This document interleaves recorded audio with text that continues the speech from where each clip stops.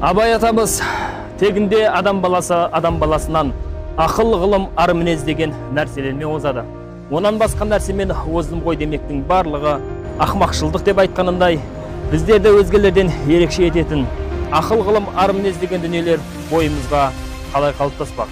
Бұл айтылған төртеудің ғылымнан басқа үшеуі күнделікті құлқынымыздан өтіп жатқан адал асымызға байланысты қалыптасатыны сөзсіз. Ал асымыздың адал немесе арам екенін ажыратып беретін құрал әрине ол ғылым. Енді осы айтылған төртеуді бір арнаға тоғыстырып, әлемді сан түрлі қырынан танытатын. Жабыққанда жаныңа жылу болып, жалғыз қалсаң тілсіз дос болатын, сан алуан қаламгерлердің қаламын қашаған. Әрине ол кітап емес пе? Сіз соңғы рет қашан және қандай кітап оқыдыңыз? Есіңізде жоқ, себебі сізде кітап оқуға уақыт жоқ. Негізі олай емес. Біз уақытымызды қалай өткізудеміз? Жұмысқа немесе шаруаңызды бітіруге жолға шыққанда автобусты кем дегенде 10 минут күтесіз.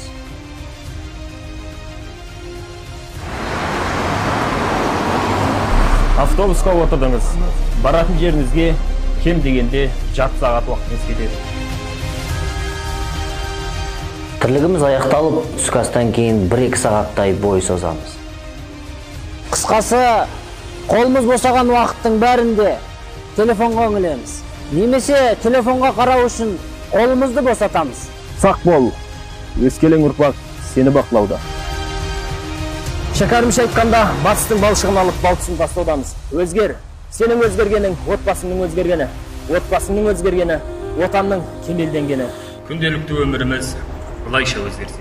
Аялдамадағы уақытымыз телефонға емес, кітапқа арналса.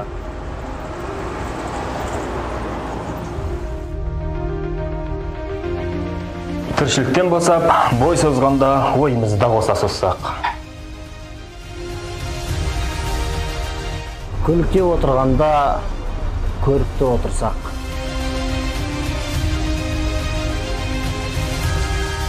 Қысқасы, қолымыз босаған уақыттың бәрінде кітапқа үңілсек, немесе кітапқа үңілу үшін қолымызды босатсақ.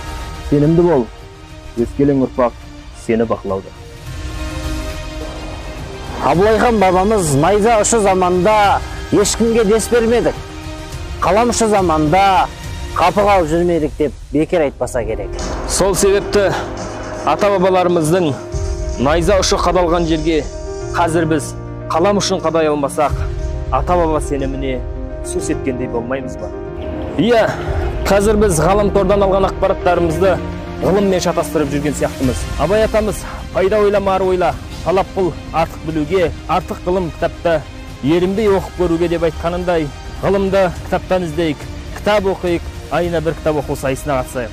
Құрметті Алматы қаласының тұрғындары, ел қызметінде жүрген аға, іні, әпке қарындастар мен студенттер, шариғатты шыңдап, дәстүрді дәріптейтін, білмегенді үйреніп, білгеніңмен бөлісетін 100 кітап оқу жобасы негізінде құрылған сайысымыздың оқырманы болғыңыз келсе, 877-709-9191 нөміріне мені қос мәтінін жолдап, сайысымыздың екінші кезеңіне қатысыңыз.